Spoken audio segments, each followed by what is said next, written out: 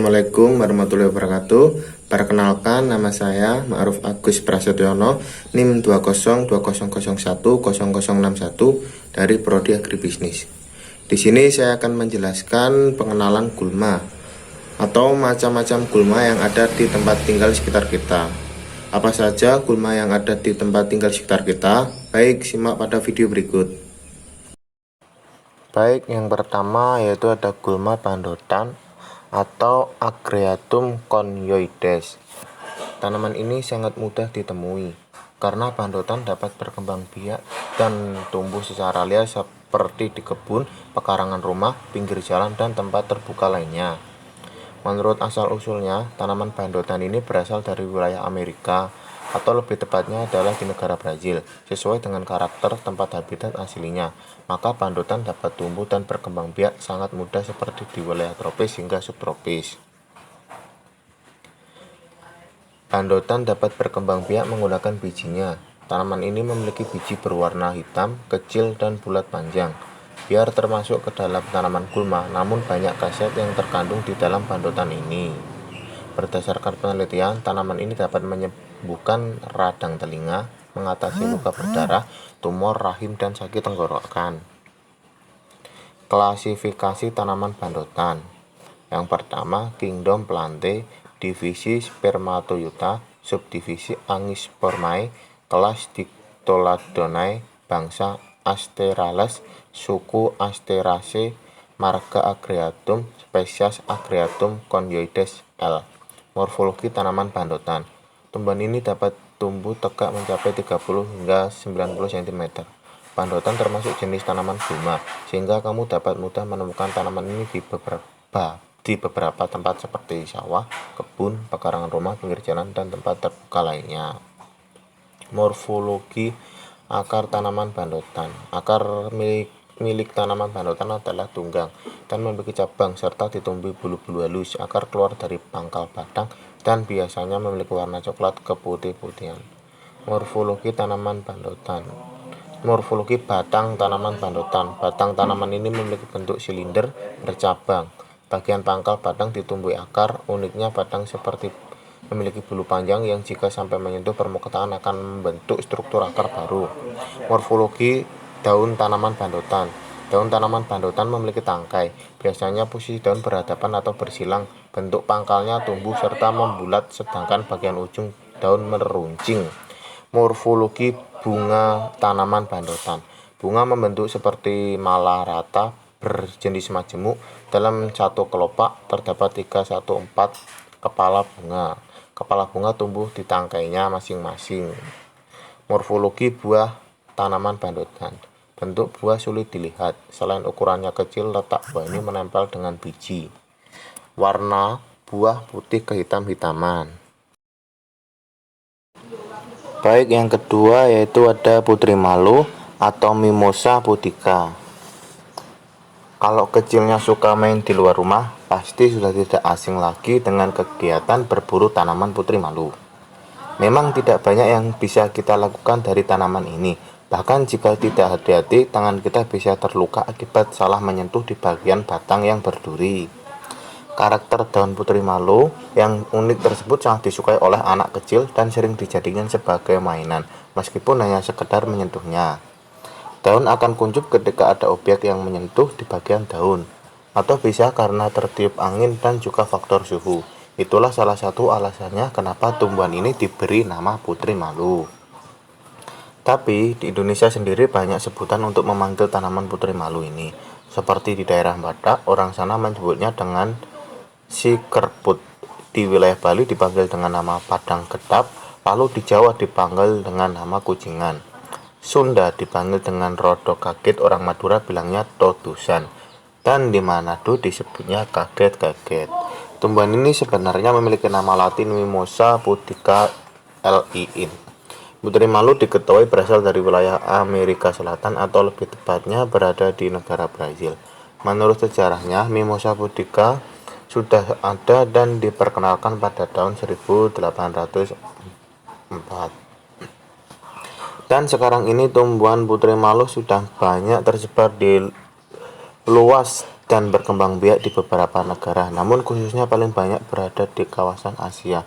Sebab di wilayah ini, tumbuhan putri malu dapat tumbuh subur karena sesuai dengan karakter habitat aslinya. Putri malu bisa tumbuh dengan baik di daerah yang memiliki iklim tropis. Idealnya, kamu bisa menemukan tanaman ini hidup di ketinggian 1 hingga 1.200 meter di atas permukaan air laut. Tanaman ini juga dapat tumbuh di dalam kondisi tanah yang lembab hingga tanah gersang. Mereka dapat berkembang biak melalui bijinya. Dan yang unik adalah putri malu dapat berkembang biak tanpa mengenal musim. Namun siapa sangka, tanaman tumbuhan yang bisa dibilang tanaman liar tersebut juga memiliki banyak khasiat alami yang terkandung di dalamnya. Hasil penelitian mengatakan, jika putri malu dapat menyembuhkan luka dari penderita diabetes, dapat mengobati luka, hepatitis, menyembuhkan teman, dan masih banyak lagi. Klasifikasi tanaman putri malu, yaitu yang pertama Kingdom Plantae, Divisio Spermatoyota, Klasik Angiospermae, Ordo Rosales, suku Mimosaceae, familia Mimosaceae, genus Mimosa, spesies Mimosa pudin Morfologi tanaman putri malu. Tumbuhan ini dapat berkembang biak secara amafis atau bergerombol. Ciri-ciri utama yang bisa dilihat adalah daun milik putri malu bentuknya seperti sisir atau sirip. Dan di bagian ini merupakan bagian yang paling unik dari tanaman tersebut. Morfologi akar tanaman putri malu. Jenis akar tanaman ini adalah tunggang, berbentuk silinder, memiliki ukuran yang variatif namun umumnya punya ketebalan 2 cm. Dan yang menarik adalah akar dapat menimbulkan aroma yang menyengat serta asam, cenderung mirip seperti bau-bau jengkol.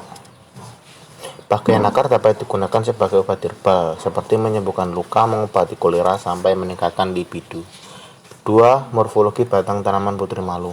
Perlu diperhatikan, ketika memegang tanaman ini, pertama kali jangan langsung menyentuh bagian batangnya, karena batang memiliki semacam duri keras dan runcing. Bila terkena, maka bisa mengakibatkan luka. Bentuk batangnya silinder. Selain berduri, juga memiliki bulu halus, memiliki ukuran yang bervariatif. Jika batang masih berumur muda, warna cenderung hijau, dan kalau sudah tua, batang berubah jadi warna merah gelap. Yang ketiga ada daun tanaman putri malu.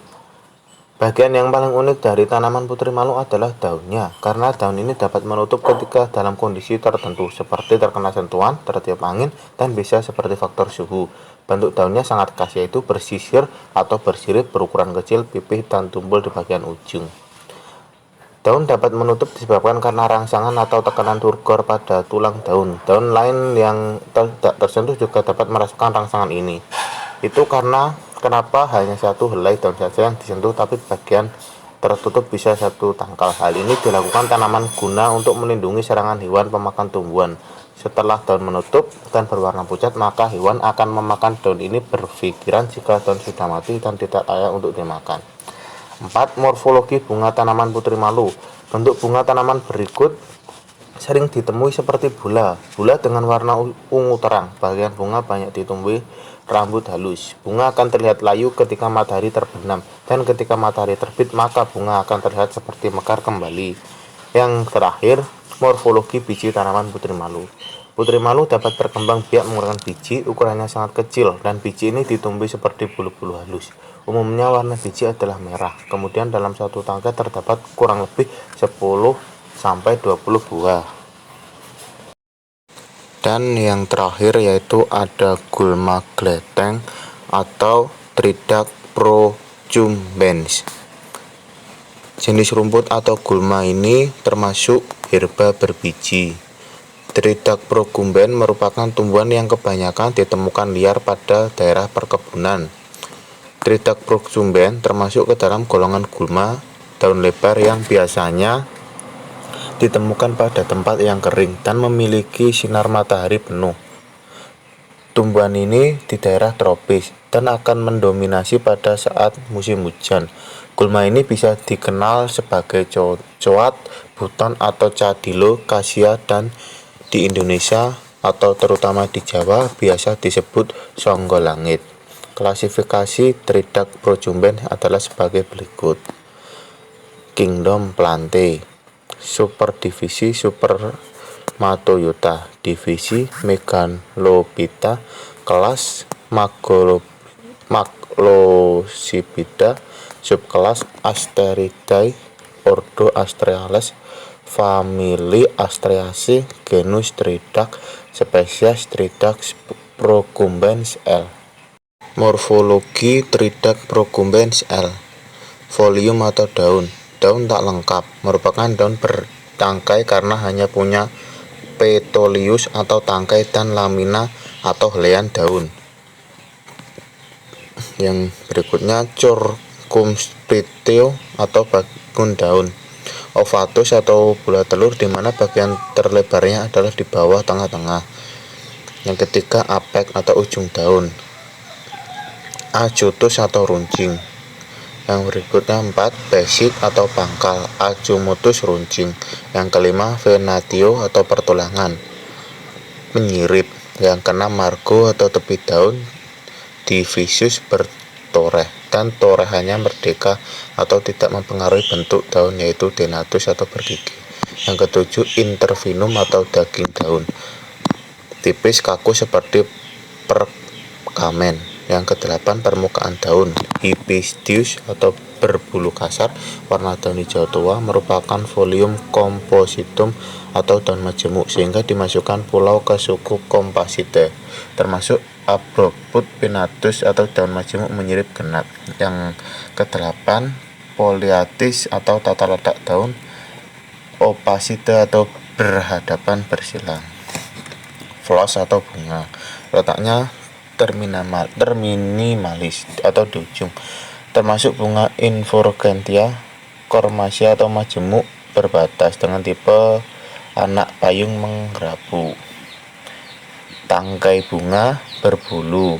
Dasar bunga yaitu bakal buah tenggelam dan hiasan bunga seakan-akan duduk di bagian atasnya. Sepala atau daun kelopak, berlekatan dan berjanggap. Petala atau mahkota. Poleatus atau lepas atau bebas. Bunga pitanya di bagian tepi berwarna putih dan bentuk roatus atau stellatus atau bintang, serta berjanggap 2-3. Bunga tabungnya berwarna kuning terang di bagian tengah dan berbentuk bonggol, berupa bunga dengan kumpulan korala berwarna kuning di tengah-tengah, bertipe yomrok dan hermaphrodite. Di sekeliling tepinya adalah korola putih kekuningan dengan potongan berbentuk huruf V pada tepi bunganya. Axbrug dan merupakan Floss varianus atau bunga betina, tabung kepala sari kuning, cabang tangkai putih panjang, runcing, berambut. Fruits atau buah, berupa buah yang kelopaknya tertinggal sebagai gabuk atau jambul, sehingga bisa dianggap gulma. Ini tidak berbuah atau semen biji, berupa adsen 1,5 sampai 2,5 mm panjangnya dan diameternya 0,5 sampai 1 meter. Tidak termasuk papusnya. Terdapat papus jambul dengan bulu-bulu halus atau bulu kejur, menghasilkan aksen atau sepales yang jumlahnya 50 sampai 1500 per tanaman, berbentuk silindaris coklat kehitaman, bulu-bulunya berwarna pucat keabu-abuan. Radix atau akar, memiliki akar tunggang, akar tombok dan menjalar pada pangkalnya. Anatomi, pada penampang melintang melalui tulang daun tampak epidermis atas terdiri dari satu lapis sel berbentuk 4 persegi panjang mengecil pada tulang daun. Tidak terdapat stomata. Terdapat cuticula, rambut penutup terdiri dari 4-5 sel yang banyak. Epidermis bawah terdiri dari satu lapis sel berbentuk 4 persegi panjang mengecil pada tulang daun. Terdapat stomata, rambut penutup terdiri dari 4-5 sel dan banyak, meliputi rambut kelenjar Astreaceae. Pada mesofilnya, jaringan palisade terdiri dari satu lapis sel. Jaringan bunga karang terdiri dari beberapa lapis sel yang berbentuk tidak beraturan.